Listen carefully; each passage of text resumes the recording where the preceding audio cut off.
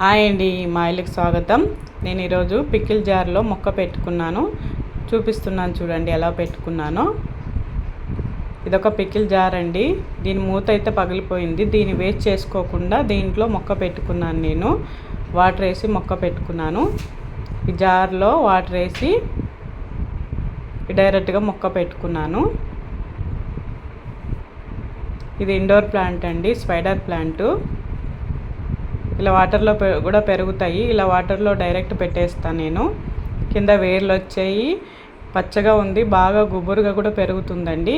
3 డేస్కి ఒకసారి వాటర్ ఒకటే చేంజ్ చేస్తాను అంతే నేను. ఈ జార్లో మొక్కని పెట్టుకున్న తర్వాత ఇలా స్టాండ్ మీద పెట్టుకున్నాను.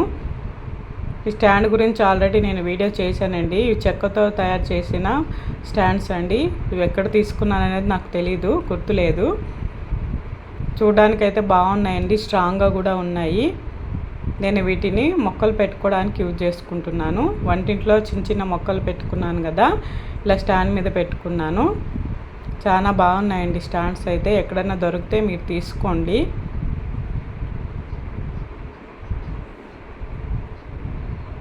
ఓకే అండి, ఇది మా వీడియో. నచ్చితే ఒక లైక్ చేసుకోండి.